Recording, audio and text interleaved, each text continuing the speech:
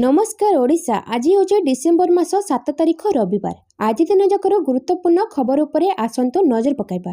भिडियोटी को शेष पर्यंत देखंतु। मात्र किछि समय मध्य जानिपारिबे आज दिनर संपूर्ण खबर। ता पूर्व चैनल नुआ थिले चैनल को सब्सक्राइब करी पाखरे थिबा बेल आइकन को ऑन करी रखंतु। परवर्ती खबर, झियो बाहाघर पई मिलिबो 51,000 टंका। मुख्यमंत्री कन्या विवाह योजना पई आसिला गाइडलाइन। गरीब असहायों को 51,000 टंकार आर्थिक सहायता जोगाई देबे सरकार। सीधा सड़क युवती अकाउंट को जीव 35,000 टंका।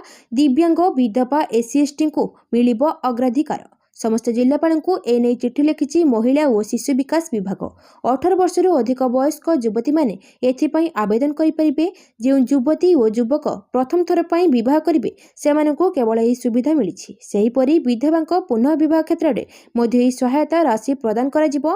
मोट सहायता राशि 51,000 टंकारु 35,000 टंका हिताधिकारी अकाउंट को जीव। एथिसह 10,000 टंका एक गिफ्ट पैकेट सरकार तरफ मिलिबो। एही गिफ्ट पैकेट रे पाउंजी, चूड़ी, टिकली, बासन, साड़ी इत्यादि सामग्री प्रदान करा जिवो। बाकी 6,000 टंका विवाहर साजसजा पई दिया जिवो। एनजीओ द्वारा एही अर्थराशि प्रदान करा जिवो। परवर्ती खबर, राज्य रे 20,000 ऊर्ध्व अंगनवाड़ी केन्द्रर निजस्व घर नाही। उपमुख्यमंत्री विधानसभा शीत अधिवेशन नवम दिन में प्रश्नकाल स्वाभाविक भाव चलता बेले राज्यर अंगनवाड़ी केन्द्रगुड़िकर स्थिति नहीं एक गुरुत्वपूर्ण तथ्य सामना को आसी। राज्य में शिशु विकास योजना कार्यकारी होतिले मध्य हजार हजार अंगनवाड़ी केन्द्रर निजस्व गृह नथिबा कथा स्वीकार करिसेंती सरकार। गृह रे ए संपर्कित एक प्रश्नर उत्तर रखी उपमुख्यमंत्री प्रभाती परिड़ा राज्यर अंगनवाड़ी केन्द्रगुड़िकर वास्तव चित्र उपस्थापन करिसेंती। उपमुख्यमंत्री द्वारा प्रदत्त तथ्य अनुसार वर्तमान समग्र राज्य में मोट 74,224 अंगनवाड़ी केन्द्र कार्यक्षम अच्छी। तेबे दुखर विषय होछि सेथि मध्यरु 20,150 केन्द्रर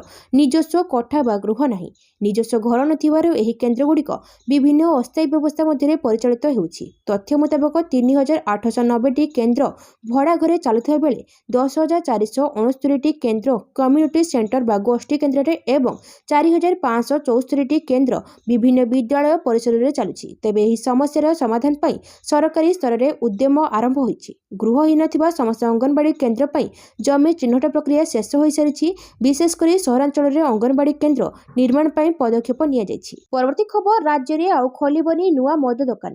राज्य में आउ खोलिबनी नुआ मद दुकान। विधानसभा में उत्तर रखी आईन और अबकारी मंत्री पृथ्वीराज हरिचंदन यही सूचना देछंती। अबकारी मंत्री कहछंती सरकार द्वारा समय समय आवंटित अनेक मद दुकान एवं बार गुड़िक विभिन्न कारण जेपरिक जनसाधारण आपत्ति, कोर्ट मामला, अवैध व्यवसाय रे लाइसेंस संपृक्ति, मद लाइसेंस नवीकरण नहेबा जोगु बंद करा जायछि। वर्तमान प्रचलित मद नीति रे चोरा मद संपूर्ण बंद करबा सह थिबा अन्य समस्या को सुचारू रूपे समाधान करा जिवो दिगरे प्रचेष्टा करा जाउछि। परवर्ती खबर, कैबिनेट बैठक रे 5टी विभागर 6टी प्रस्ताव को मंजूरी। आरंभ है मुख्यमंत्री रेशम विकास योजना। लोकसेवा भवन में शुक्रवार दिन मुख्यमंत्री मोहन चरण माझी अध्यक्षतार अनुष्ठित कैबिनेट बैठक में 6टी प्रस्ताव में बाजिछि मोहर। एने गृह में सूचना देउछंती संसदीय व्यापार मंत्री मुकेश महालिंग। मुख्यमंत्री रेशम विकास योजना, मुख्यमंत्री बयन शिल्प विकास योजना को आरंभ करिसेंती राज्य सरकार। मत्स्य और पशु संपदा विभाग, स्वास्थ्य, आईन, बयन शिल्प और हस्ततंत्र, उच्च शिक्षा विभाग भली विभाग उपरे निया जायछि निष्पत्ति। परवर्ती खबर, सरकार शिक्षकों सह अछंती। मंत्री शिक्षकों आंदोलन रे गणशिक्षा मंत्री नित्यानंद गंड प्रतिक्रिया रखिछंती। कहिछंती आंदोलन रो ओहरी जांतु। सरकार शिक्षकों सह अछंती। तांका दाबी पूरण नै सरकार विचार करछंती। तांका दाबी को नहीं सरकार सकारात्मक अछंती। सहयोग करंतु पिलांको पाठ पढ़ांतु कहिसंती मंत्री। सूचना था कि 2 दिन हेब राज्यस्तर ओह्लाई प्राथमिक शिक्षक गर्जन करुछंती। हजार हजार संख्यार प्राथमिक शिक्षक पुणी आंदोलन को ओह्लाइछंती। 2 दफा दाबी नहीं आंदोलन को ओह्लाइछंती। मूल पदवी अपडेट करी लेवल 9 अनुसार मूल वेतन 35,400 टंका प्रदान एवं द्वितीय दाबी सेमानकर रहिछि प्राथमिक शिक्षा व्यवस्था ठिका प्रस्ताव उच्छेद करी 2001 मसीह अद्यावधि कार्यरत समस्त शिक्षक मानकर ठिका कार्य कार्यालय को मूल चाकरी रे गणना करने सहित नेशनल इंक्रीमेंट प्रदान करने एवं राज्य में कार्यरत 1,50,000 ऊर्ध्व प्राथमिक शिक्षक शिक्षयित्री दीर्घ दिन यह दाबी कर आसुछंती। परवर्ती खबर, 44% बढ़िबो दरमा। सरकार हाथ में जीव एते कोटी टंका। अष्टम वेतन कमिशन को नहीं बड़ अपडेट आसी। केंद्र सरकार देशर लक्ष लक्ष सरकारी कर्मचारी एवं पेंशनभोगी को बड़ उपहार देइछन्ति। गत नवेम्बर 3 तारिख में सूचना जारी करने सहित अष्टम वेतन कमिशन गठन करने को घोषणा कर सारी। सरकारी सूचना अनुसार न्यायमूर्ति रंजना देसाई को अष्टम वेतन आयोगर अध्यक्ष भाव नियुक्ति दी जाइछि। तांको सहित प्रोफेसर पुलक घोष सदस्य भाव एवं पंकज जैन को सदस्य सचिव भाव रखा जाइछि। 18 मास भितर सरकार को चूड़ांत रिपोर्ट देव एही कमिटी। अष्टम वेतन कमिशन लागू हेले केंद्रर समस्त कर्मचारी को यार लाभ मिलिबो, जेपरिक उद्योग क्षेत्र में थिबा केंद्रीय कर्मचारी, भारतीय सेना रे थिबा कर्मचारी, सशस्त्र बल, केंद्र शासित अंचल में कार्य करुवा कर्मचारी को यार फायदा मिलिबो। अष्टम वेतन कमिशन कार्य आरंभ कर सारिबा बेले मे 2027 सुधा रिपोर्ट दाखल करने नहीं सूचना रही। आउ यह परे केंद्रीय कर्मचारी दरमा एवं पेंशनभोगी भत्ता वृद्धि पाइब। परवर्ती खबर, राज्य में खाली पड़ी 100 बीईओ पदवी। बिना मुरबी रे चली स्कूल। राज्य में खाली पड़ी 100 बीईओ पदवी। सर्वाधिक मयूरभंज जिलार 9 ब्लॉक रे पदवी खाली पड़ी। से भली जगतसिंहपुर, कोरापुट, रायगड़ा जिले में 7 ब्लॉक, बालेश्वर जिलार 6 ब्लॉक, अनुगुल, कंधमाल, गंजाम, संबलपुर जिलार 5 ब्लॉक, जाजपुर, केन्द्रापड़ा, पुरी, भद्रक जिलार 4 ब्लॉक, ढेंकानाल, केउझर, नवरंगपुर, नयागड़ा, सोनपुर जिलार 3 ब्लॉक, बलांगीर, कटक, खर्दा, मालकानगिरी, सुंदरगढ़ जिलार 2 ब्लॉक, बरगढ़, देवगढ़, गजपति जिलार 1 ब्लॉक पदवी खाली पड़ी। एने विधानसभा विधायक पद्मलोचन पंडा प्रश्न विद्यालय और गणशिक्षा मंत्री नित्यानंद गंड उत्तर रखिछन्ति। परवर्ती खबर, काली राति 8टा भितर टंका फेराइबा को इंडिगो को निर्देश। काली राति 8टा भितर यात्री को टंका फेराइबा को इंडिगो को निर्देश दिया जाइछि। एने बेसामरिक विमान चलाचल मंत्रालय पक्षरु जारी होइछि निर्देश। विमान चलाचल रे अव्यवस्थित पंचम दिन में पहुंचवा परे बेसामरिक विमान चलाचल मंत्रालय आज इंडिगो को यह निर्देश मिलिछि। एक विबृति में मंत्रालय कहिछि जे समस्त बातिल किंबा बाधाप्राप्त विमान पई फेरस्त प्रक्रिया डिसेम्बर 7 तारिख राति 8टा सुधा संपूर्ण भाव में समाप्त करने को निर्देश दिया जाइछि। यात्री मानकर यात्रा योजना बातिल हेबा द्वारा प्रभावित यात्री मानक पई कोनोसी पुनर्निर्धारित शुल्क आदाय न करबाकू एयरलाइंस गुडी को निर्देश दिया जाइछि। रिफंड प्रक्रियाकरण रे कोनोसी विलंब किंबा अमान्यता हेले कार्यानुष्ठान नियाजिबो बोली मंत्रालय स्पष्ट करिछि। परवर्ती खबर, जनवरी 20 रे ओएसएस टीईटी 2025 परीक्षा। जनवरी 20 रे ओएसएस टीईटी 2025 परीक्षा सकाळ 9 टारू 11:30 पेपर 1 परीक्षा देबे परीक्षार्थी। अपराह्न 2 टारू 4:30 पर्यंत पेपर 2 देबे परीक्षार्थी। आज ठारू आसंता 7 तारिख जाए ऑनलाइन रे हेबो आवेदन। 2026 जनवरी 10 पर ठारू एडमिट कार्ड डाउनलोड करिपरिबे। माध्यमिक शिक्षा परिषद पक्षरु जारी होइछि विज्ञप्ति। परवर्ती खबर, पेट्रोल ढाली छात्री आत्महत्या उद्यम। देहरे पेट्रोल ढाली छात्री आत्महत्या उद्यम गुरुतर अवस्था हस्पिटाल भर्ती करा जाइछि। सुंदरगढ़ जिला राजगांगपुर थाना लांचीबेर फांडी अंचल यह घटना सामना को आसी। सूचना मुताबक लांचीबेर फांडी अंचल जड़े कॉलेज पढ़ुआ युवती आज भोर समय निज देहरे पेट्रोल ढाली निआं लगाई आत्महत्या उद्यम करिसेंति। युवती को गुरुतर अवस्था राउरकेला स्थित आरजीएच रे भर्ती करा जाइछि। अन्यपटे पुलिस घटनास्थल में पहुंची तदंत जारी रखिथिबा बेले युवती बयान रेकर्ड करथिबा सूचना रही। तेबे केउ कारणर छात्री जनक एभली चरम पदक्षेप ग्रहण करिसेंति ताहा स्पष्ट होई नै। पुलिस तदंत परे असल कारण जना पड़िबो बोली सूचना मिलिछि। परवर्ती खबर, निम्नमानर छतुआ 38 एसएसजी कला तालिकाभुक्त। निम्नमानर छतुआ दे कमलमती छुआ सह खेलुचंती एसएसजी। एने विधानसभा उपमुख्यमंत्री प्रभाती परिड़ा लिखित उत्तर रखिछंती।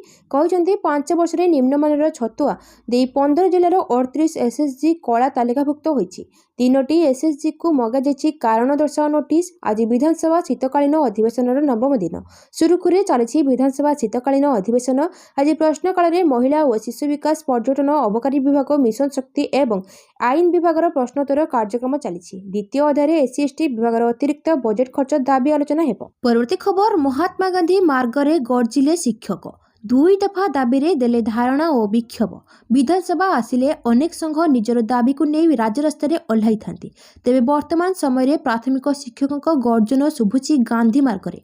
हजार हजार संख्यार प्राथमिक शिक्षक शिक्षयित्री आंदोलन को ओह्लाई। विभिन्न दाबी नहीं अध्यापिका और अध्यापक माने आंदोलन करुछंती। 6,000 ଟଙ୍କା ଗ୍ରେଡ୍ ପେ ଲାଗୁ।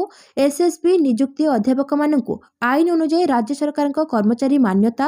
ୟୁଜିସି ନିୟମ ଓ 2016 ଅନୁସାରେ ଆସିଷ୍ଟାଣ୍ଟ ମାନ୍ୟତା ଦାବି। ସମସ୍ତ ସରକାରୀ ସେବା ଓ ସୁବିଧା। HRA medical family pension gratuity ପ୍ରଦାନ। 2016 ବ୍ୟାଚ୍ରେ ବକେୟା ପଦୋନ୍ନତି ତ୍ୱରିତ କରିବା ପାଇଁ ଦାବି କରାଯାଇଛି। ସେହିଭଳି ବିଭିନ୍ନ ସରକାରୀ ପଦବୀରେ ଏସ୍ଏସ୍ପି ଅଧ୍ୟାପକ ଓ ଅଧ୍ୟାପିକାଙ୍କୁ ନିଯୁକ୍ତି ପ୍ରଦାନ କରିବାକୁ ଦାବି ହୋଇଛି। ଏନେଇ ପ୍ରାଥମିକ ଶିକ୍ଷକ ସଂଘର ସଦସ୍ୟ କହିଛନ୍ତି, ଶିକ୍ଷକମାନଙ୍କୁ ପିଲାଙ୍କ ପାଠପଢ଼ା ସହିତ ସରକାରୀ କାମରେ ମଧ୍ୟ ନିୟୋଜିତ କରାଯାଉଛି। ତେବେ ଆମର ଯେଉଁ ଦାବି ରହିଛି ତାହା ଏପର୍ଯ୍ୟନ୍ତ କୌଣସି ସମାଧାନ ହୋଇପାରିଲା ନାହିଁ। ପରବର୍ତ୍ତୀ ଖବର, ଛାତ୍ରଛାତ୍ରୀଙ୍କ ଭବିଷ୍ୟତ ଅନ୍ଧାରକୁ ଠେଲି ହେଲେ ସରକାର ବି ଅନ୍ଧାରକୁ ଚାଲିଯିବେ। ବିଜେଡି 18 ମାସ ବିଜେପି ସରକାର ସମୟରେ IPL ପରି OPL ପ୍ରସିଦ୍ଧ ହୋଇଛି। 18 ମାସରେ 18ରୁ ଅଧିକ ପ୍ରଶ୍ନପତ୍ର ରାଜ୍ୟରେ ଲିକ୍ ହେଲାଣି। ପରୀକ୍ଷା ବାତିଲ ହେଉଛି। ଏହାର ଅନ୍ତ କେଉଁଠୁ କେହି ଜାଣିନାହାନ୍ତି। କେତେ ଦିନ ଏପରି ଚଳିବ? ଯଦି ଗୋଟେ ପରୀକ୍ଷା ସୁରକ୍ଷିତ ଭାବେ ସରକାର କରିପାରୁନାହାନ୍ତି, କି ସୁରକ୍ଷା ସହ ସରକାର ଚାଲିବ ବୋଲି ବିଜେଡି ପ୍ରଶ୍ନ କରିଛି। ପରୀକ୍ଷା ନିୟନ୍ତ୍ରଣ ବୋର୍ଡ ରହିଛି। ଯଦି ସରକାର ବାରମ୍ବାର ଫେଲ୍ ମାରୁଛନ୍ତି, ଏହି ବୋର୍ଡର ଆବଶ୍ୟକତା କ'ଣ ବୋଲି ବିଜେଡି ପ୍ରଶ୍ନ କରିଛି। ଜନବିଶ୍ୱାସ ବିଲ୍ ଆଣି ପିଲାଙ୍କୁ ଜୁଆ ଖେଳିବାକୁ ପ୍ରୋତ୍ସାହନ ଦେଲେ ପରୀକ୍ଷା ନ ଦେଇ ପିଲା ଜୁଆ ଖେଳିବେ। ପରବର୍ତ୍ତୀ ଖବର, ଓଡ଼ିଶାକୁ ବେଶୀ ଜାପାନୀ ପର୍ଯ୍ୟଟକ ଆସୁଛନ୍ତି। ଓଡ଼ିଶାରେ ବଢୁଛି ବିଦେଶୀ ପର୍ଯ୍ୟଟକଙ୍କ ସଂଖ୍ୟା। 5 ବର୍ଷରେ ଓଡ଼ିଶା ଆସିଲାଣି 1.33 ଲକ୍ଷ ବିଦେଶୀ ପର୍ଯ୍ୟଟକ। 2020ରେ 10,206 ପର୍ଯ୍ୟଟକ ଓଡ଼ିଶା ଆସିଥିଲେ। 2021ରେ ଆସିଥିଲେ 2,269 ବିଦେଶୀ ପର୍ଯ୍ୟଟକ। 2022ରେ 22,172 ବିଦେଶୀ ପର୍ଯ୍ୟଟକ ଆସିଥିଲେ। 2023ରେ 45,173 ବିଦେଶୀ ପର୍ଯ୍ୟଟକ ଆସିଥିଲେ। 2024ରେ 53,392 ବିଦେଶୀ ପର୍ଯ୍ୟଟକ ଆସିଛନ୍ତି। ସର୍ବାଧିକ 4,423 ଜାପାନ ପର୍ଯ୍ୟଟକ ଓଡ଼ିଶା ଆସିଛନ୍ତି। ଦ୍ୱିତୀୟରେ 3,830 ଇଟାଲୀ ପର୍ଯ୍ୟଟକ ଓଡ଼ିଶା ଆସିଛନ୍ତି। ଜର୍ମାନୀରୁ 3,722, ୟୁକେରୁ 3,715, ଫ୍ରାନ୍ସରୁ 3,008 ପର୍ଯ୍ୟଟକ ଆସିଛନ୍ତି। ଏନେଇ ଗୃହରେ ପ୍ରଭାତୀ ପରିଡ଼ା ଉତ୍ତର ଲେଖିଛନ୍ତି। ପରବର୍ତ୍ତୀ ଖବର, T20 ମ୍ୟାଚ୍ ପାଇଁ କଟକ ବାରବାଟୀ ଷ୍ଟାଡିୟମରେ ତ୍ରିସ୍ତରୀୟ ସୁରକ୍ଷା ବ୍ୟବସ୍ଥା। ବାରବାଟୀରେ ମ୍ୟାଚ୍ ପାଇଁ କଡ଼ା ସୁରକ୍ଷା ବ୍ୟବସ୍ଥା ଗ୍ରହଣ କରିଛି କମିଶନରେଟ୍ ପୋଲିସ। ମ୍ୟାଚ୍ ପାଇଁ ସମ୍ପୂର୍ଣ୍ଣ ପ୍ରସ୍ତୁତ ଥିବା ସହ ତ୍ରିସ୍ତରୀୟ ସୁରକ୍ଷା ବ୍ୟବସ୍ଥା ଗ୍ରହଣ କରାଯାଇଛି ବୋଲି ସୂଚନା ଦେଇଛନ୍ତି ପୋଲିସ କମିଶନରେଟ୍ S ଦେବଦତ୍ତ ସିଂ। ସେ କହିଛନ୍ତି କି ସୁରକ୍ଷାକୁ ନେଇ ସଜାଗ ଅଛି କମିଶନରେଟ୍ ପୋଲିସ। ଏୟାରଲାଇନ୍ ସମସ୍ୟା ଭିତରେ ଗତକାଲି କିଛି ଖେଳାଳି ପହଞ୍ଚିଛନ୍ତି। ସମୟ ନିର୍ଘଣ୍ଟ ହିସାବରେ ଅନ୍ୟ ଖେଳାଳିମାନେ ମଧ୍ୟ ପହଞ୍ଚିବେ। ବର୍ତ୍ତମାନ ସୁଦ୍ଧା ଟିକେଟ୍ କଳାବଜାରୀ ଦେଖିବାକୁ ମିଳିନାହିଁ। ଟିକେଟ୍ କଳାବଜାରୀ କରୁଥିବା ଲୋକମାନଙ୍କ ବିରୋଧରେ କଡ଼ା କାର୍ଯ୍ୟାନୁଷ୍ଠାନ ଗ୍ରହଣ କରାଯିବ। ଗତକାଲି ଟିକେଟ୍ ବିକ୍ରି ବେଳେ ଲୋକେ ସୁନ୍ଦର ଭାବରେ ଶୃଙ୍ଖଳିତ ସହ ଟିକେଟ୍ କିଣି ନେଇଛନ୍ତି। କମିଶନରେଟ୍ ପୋଲିସକୁ ସହାୟତା କରିଛନ୍ତି। ତେଣୁ କଟକ ଲୋକଙ୍କୁ ଧନ୍ୟବାଦ। ଟିକେଟ୍ କମ୍ ଥିବାରୁ ଅନେକ ଲୋକ ଟିକେଟ୍ ପାଇପାରି ନାହାନ୍ତି। ଯେଉଁମାନେ ଟିକେଟ୍ ପାଇନାହାନ୍ତି ସେମାନେ ଘରେ ରହି ଟେଲିଭିଜନ ମାଧ୍ୟମରେ ଖେଳ ଦେଖିବାକୁ ପରାମର୍ଶ ଦେଇଛନ୍ତି ପୋଲିସ କମିଶନରେଟ୍ ସୁରେଶ ଦେବଦତ୍ତ ସିଂ। ପରବର୍ତ୍ତୀ ଖବର, ରେପୋ ହାରରେ 0.25% ହ୍ରାସ। କମିବ EMI। ଦରଦାମ ସ୍ଥିତି ନିୟନ୍ତ୍ରଣରେ ଥିବାରୁ ଭାରତୀୟ ରିଜର୍ଭ ବ୍ୟାଙ୍କର ମୁଦ୍ରାନୀତି କମିଟି ଗୁରୁତ୍ୱପୂର୍ଣ୍ଣ ରେପୋ ହାରରେ 0.25% ହ୍ରାସ କରିଛି। ଫଳରେ ଆଗାମୀ ଦିନରେ ଋଣ ନେଉଥିବା ଗ୍ରାହକମାନଙ୍କ ମାସିକ କିସ୍ତି ବା EMIରେ ହ୍ରାସ ହେବ। ଏଥିସହିତ ବ୍ୟାଙ୍କ ଓ ଆର୍ଥିକ ଅନୁଷ୍ଠାନଗୁଡ଼ିକ ଋଣ ସୁଧ କମ୍ କରିବା ଆଶା ଦେଖାଦେଇଛି। ରେପୋ ହାର 5.5%ରୁ ହ୍ରାସ ପାଇ 5.25% ହୋଇଥିବା reserve bank governor Sanjay Malhotra ଘୋଷଣା କରିଛନ୍ତି। ଏହା ପୂର୍ବରୁ ଗତ ଜୁନ୍ରେ ରେପୋ ହାର 6%ରୁ ହ୍ରାସ ପାଇ 5.5% ହୋଇଥିଲା। ରେପୋ ହାରରେ ହ୍ରାସ ଦ୍ୱାରା ଘର ଓ ଗାଡ଼ି କିଣିବାକୁ ଋଣ ନେଉଥିବା ଗ୍ରାହକମାନଙ୍କ EMI ବୋଝ କମ୍ ହୋଇଥାଏ। ମୁଦ୍ରାସ୍ଫୀତି ସମ୍ପର୍କରେ ରିଜର୍ଭ ବ୍ୟାଙ୍କ ଆକଳନ କରିଛି ଯେ 2025-26 ବର୍ଷ ସାରାରେ ତାହା 2% ମଧ୍ୟରେ ରହିବ। 2026-27ର ପ୍ରଥମ ତ୍ରୈମାସିକ ତାହା 3.9% ପର୍ଯ୍ୟନ୍ତ ବଢ଼ିବ। ପରବର୍ତ୍ତୀ ଖବର, ଇଣ୍ଡିଗୋ ସଙ୍କଟ। ରେଲୱେରେ ବଡ଼ ନିଷ୍ପତ୍ତି। 37ଟି ଟ୍ରେନ୍ରେ ଲାଗିଲା 116ଟି କୋଚ୍। ଇଣ୍ଡିଗୋ ଏୟାରଲାଇନ୍ସରେ ହଠାତ୍ କର୍ମଚାରୀ ଅଭାବ ଏବଂ ବୈଷୟିକ ପରିଚାଳନା ସମ୍ବନ୍ଧୀୟ ସମସ୍ୟା ଦେଶବ୍ୟାପୀ ହଜାର ହଜାର ଯାତ୍ରୀଙ୍କୁ ସମସ୍ୟାରେ ପକାଇଛି। ଦିଲ୍ଲୀ, ମୁମ୍ବାଇ, ଅହମ୍ମଦାବାଦ, ଜୟପୁର, ଇନ୍ଦୋର, କୋଚି, ଥିରୁବନନ୍ତପୁରମ୍ ସମେତ ଅନେକ ବିମାନ ବନ୍ଦରରେ ଇଣ୍ଡିଗୋ ବିମାନ ଉଡ଼ାଣ ବାତିଲ କିମ୍ବା ବିଳମ୍ବ ହୋଇଛି। ଏହା ଫଳରେ ବିମାନ ବନ୍ଦର ଟର୍ମିନାଲରେ ପ୍ରବଳ ଭିଡ଼ ଦେଖିବାକୁ ମିଳିଛି। ଘଣ୍ଟା ଘଣ୍ଟା ଧରି ଅପେକ୍ଷା କରିବା ପରେ ଯାତ୍ରୀମାନେ ତାଙ୍କର କ୍ରୋଧ ପ୍ରକାଶ କରିଛନ୍ତି। ଏ ମଧ୍ୟରେ ବିମାନ ବାତିଲ ହେବା ପରେ ଟ୍ରେନ୍ ମୁହାଁ ହୋଇଛନ୍ତି ଯାତ୍ରୀ। ନିଜ ନିଜର ଗନ୍ତବ୍ୟ ସ୍ଥଳରେ ପହଞ୍ଚିବା ପାଇଁ ଲୋକେ ଏବେ ରେଲୱେ ଷ୍ଟେସନରେ ପହଞ୍ଚୁଛନ୍ତି। ବିମାନ ବାତିଲ ହେବା ପରେ ଟ୍ରେନ୍ରେ ଯିବା ପାଇଁ ଯାତ୍ରୀଙ୍କ ଭିଡ଼ ବଢ଼ୁଥିବାରୁ ଏବେ 37ଟି ଟ୍ରେନ୍ରେ 116ଟି କୋଚ୍ ଲଗାଯାଇଛି। ଯାତ୍ରୀଙ୍କ ସଂଖ୍ୟା ବୃଦ୍ଧିକୁ ଦୃଷ୍ଟିରେ ରଖି ଭାରତୀୟ ରେଳବାଇ 37ଟି ପ୍ରିମିୟର ଟ୍ରେନ୍ ଟ୍ରେନ୍ରେ 116ଟି ଅତିରିକ୍ତ କୋଚ୍ ନିୟୋଜିତ କରିଛି। ରେଳ ମନ୍ତ୍ରଣାଳୟ ଏକ ପ୍ରେସ୍ ବିବୃତିରେ କୁହାଯାଇଛି ଯେ ଦକ୍ଷିଣ ରେଳବାଇ ସର୍ବାଧିକ 18ଟି ଟ୍ରେନ୍ରେ କୋଚ୍ ବୃଦ୍ଧି କରିଛି। ଅତିରିକ୍ତ ଚେୟାର କାର୍ ଏବଂ ସ୍ଲିପର କ୍ଲାସ୍ କୋଚ୍ ଅଧିକ ଚାହିଦା ଥିବା ରୁଟ୍ଗୁଡ଼ିକରେ ନିୟୋଜିତ କରାଯାଇଛି। ପରବର୍ତ୍ତୀ ଖବର, ରାଜଧାନୀରେ ପୁଣି ଜୀବନ ନେଇଛି ଆମ ବସ୍। ରାଜଧାନୀରେ ପୁଣି ଜୀବନ ନେଇଛି ଆମ ବସ୍। ସତ୍ସଙ୍ଗ ବିହାର ସମ୍ମୁଖ 16 ନମ୍ବର ଜାତୀୟ ରାଜପଥରେ ଶୁକ୍ରବାର ଏହି ଦୁର୍ଘଟଣା ଘଟିଛି।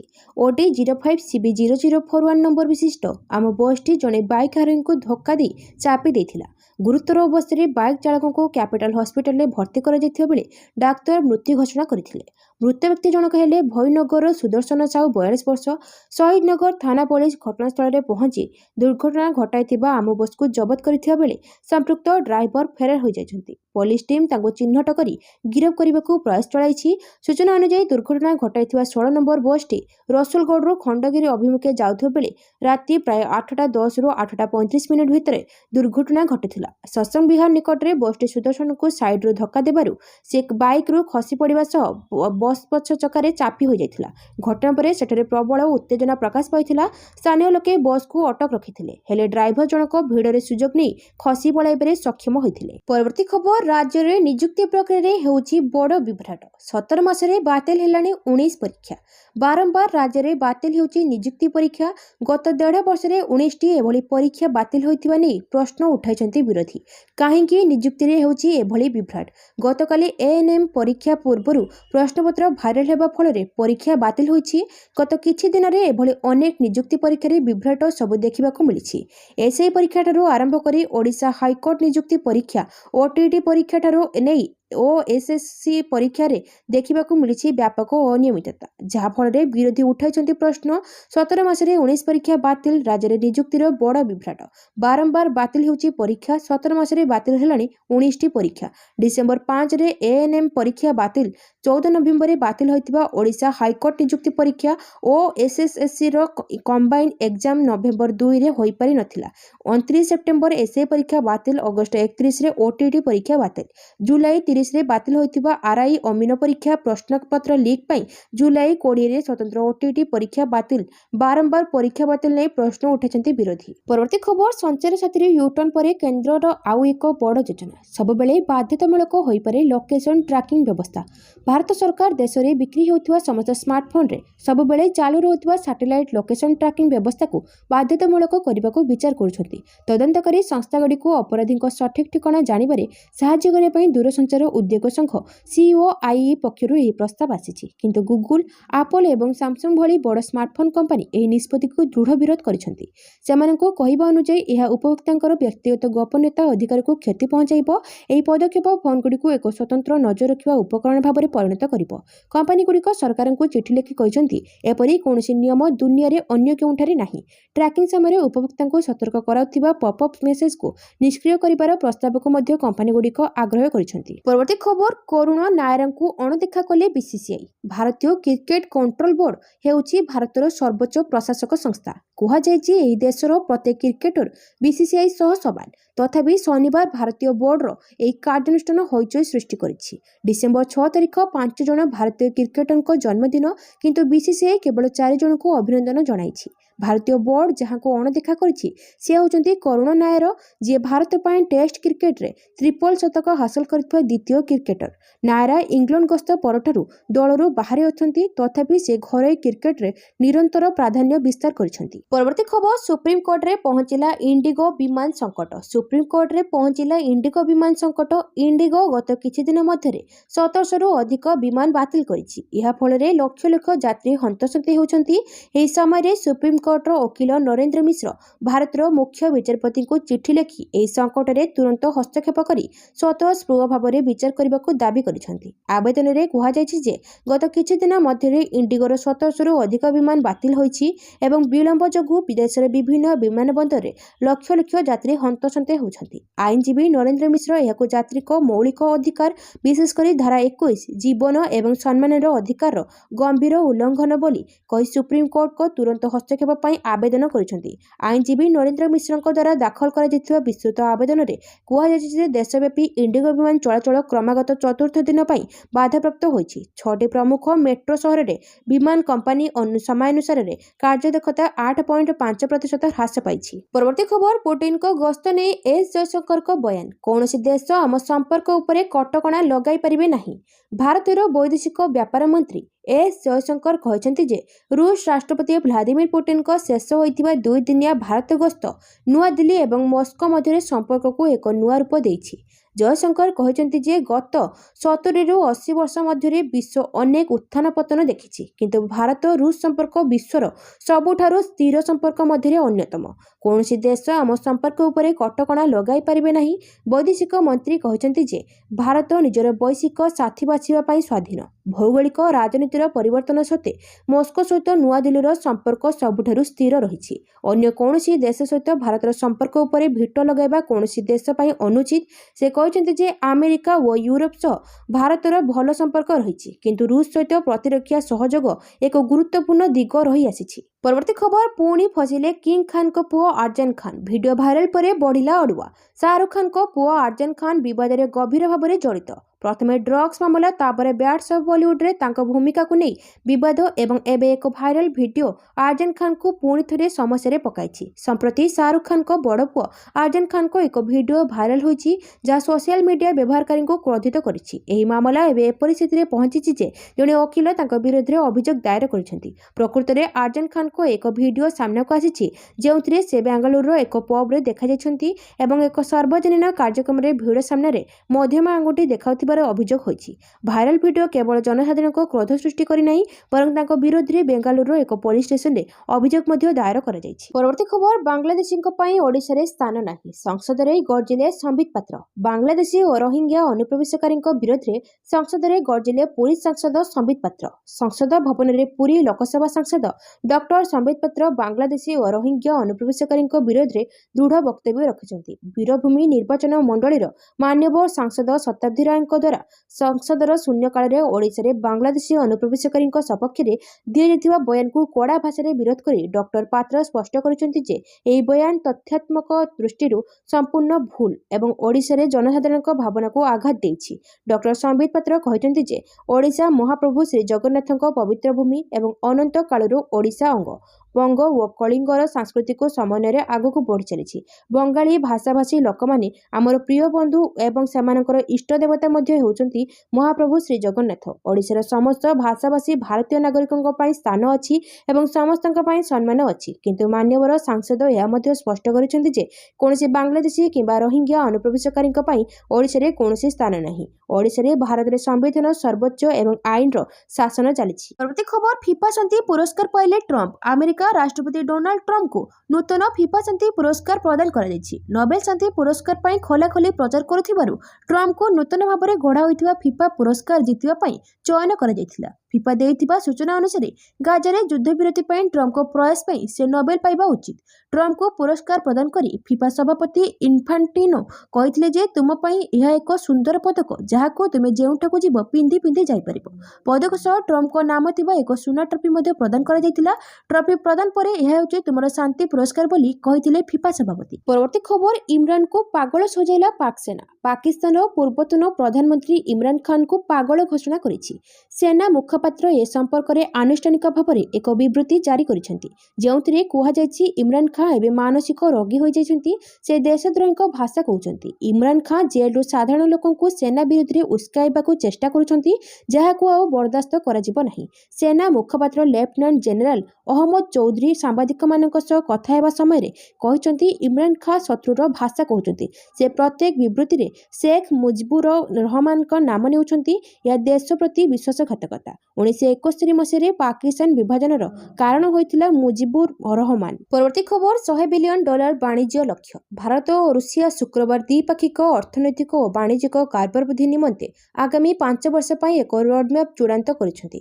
ୱାଶିଂଟନ ପକ୍ଷରୁ ଲଗାଯାଇଥିବା ଦଣ୍ଡାତ୍ମକ ଟାରିଫ ପରିପ୍ରେକ୍ଷୀରେ ଦୁଇ ଦେଶ 2030 ସୁଦ୍ଧା ବାଣିଜ୍ୟିକ କାରବାରକୁ $100 ବିଲିୟନରେ ପହଞ୍ଚାଇବା ପାଇଁ ଲକ୍ଷ୍ୟ ରଖିଛନ୍ତି। ଏହା ସହ ରୁଷିଆରେ ଏକ ୟୁରିଆ ପ୍ଲାଣ୍ଟ ପ୍ରତିଷ୍ଠା ସମେତ ଖାଦ୍ୟ ନିରାପତ୍ତା, ଜାହାଜ ଚଳାଚଳ ଓ ଡାକ୍ତରୀ ବିଜ୍ଞାନ ବିଜ୍ଞାନ କ୍ଷେତ୍ରରେ ସହଯୋଗ ବୃଦ୍ଧି ସକାଶେ ଅନେକ ଚୁକ୍ତିନାମା ସ୍ୱାକ୍ଷର ହୋଇଛି।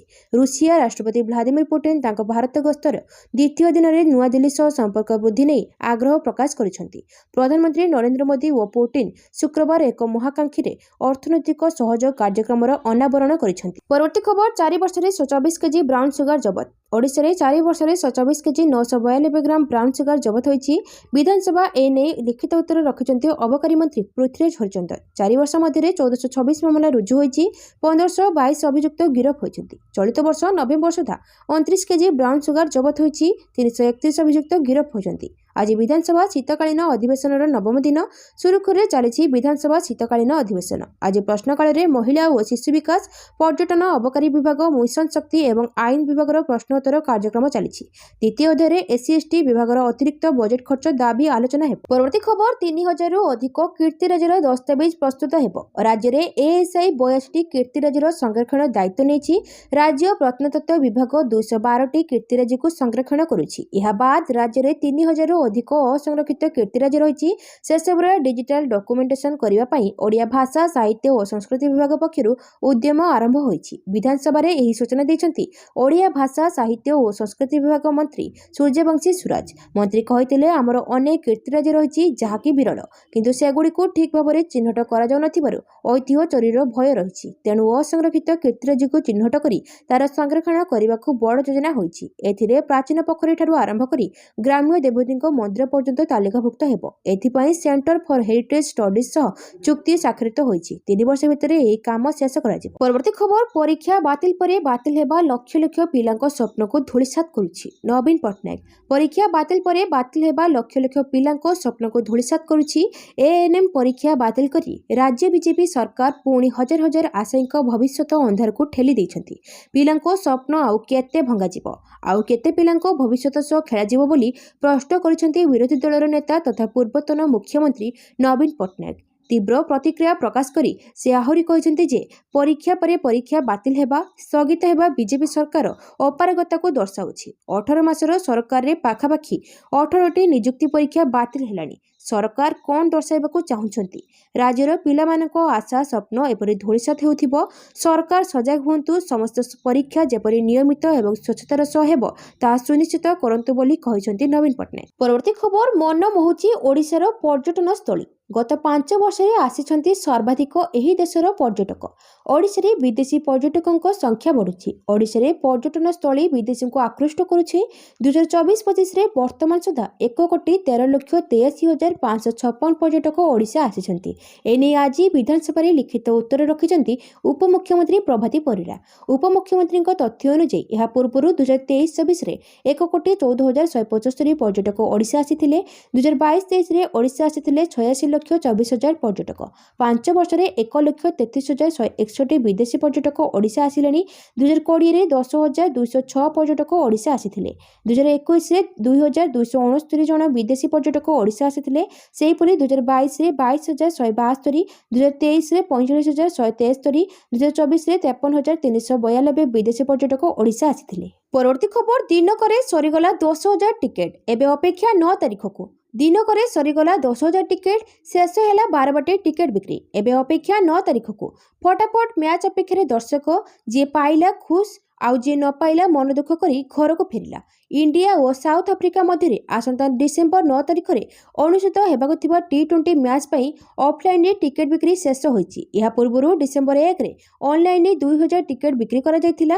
ଡିସେମ୍ବର 3 ଓ 4 ତାରିଖରେ ଓସିଏ ଅନୁବନ୍ଧିତ ସଂଘକୁ ଟିକେଟ ବିକ୍ରି କରାଯାଇଥିଲା। ଟିକେଟ ବିକ୍ରି ପାଇଁ କମିଶନରେଟ୍ ପୋଲିସ ପକ୍ଷରୁ ବ୍ୟାପକ ବ୍ୟବସ୍ଥା ଗ୍ରହଣ କରାଯାଇଥିଲା। କଟକ ଡିସିପି ନିଜେ ସମସ୍ତ ସୁରକ୍ଷା ବ୍ୟବସ୍ଥାର ତଦାରଖ କରିଥିଲେ। ମ୍ୟାଚ୍ ଦିନ 40 ପ୍ଲାଟୁନ ଫୋର୍ସ ସୁରକ୍ଷାରେ ନିୟୋଜିତ ହେବ। ପରବର୍ତ୍ତୀ ଖବର କମିଶନରେଟ୍ ପୋଲିସ ପଞ୍ଜାରେ 2 ଚୋରା ବନ୍ଧୁକ ବେପାରୀ, 11 ମାଉଜର ଜବତ।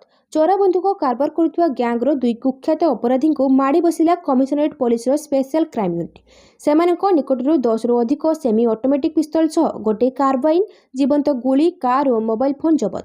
भुवनेश्वर खंडगिरी अंचल जबत कला स्पेशल क्राइम यूनिट दुई बंधुक माफिया घर अनुगुल अंचल बेआईन बंधुक चालाण अभियोग स्पेशल क्राइम यूनिट एई किछि दिन मध्य 4टी मामला रुजु कर 8 जन कुख्यात बंधुक बेपारी को गिरफ करिछि। सूचना अनुसार एक कार जोगे बंधुक बिहार ब्रह्मपुर अभिमुखे जाउथिला ए संपर्क में गुइंदा सूत्रु खबर पाई चढ़ाऊ करथिला कमिशनरेट पुलिस को देखि चंपट मारिबाको उद्यम करुथिला कार हेले उक्त कार पिछा करी पुलिस शेष में काबू करथिला। दुजण बंधुक बेपारी को गिरफ कर पचराउचरा जारी रही। कारबार आउ किए किए सामिल अछंती से ने छानबीन जारी रखिछि कमिशनरेट पुलिस।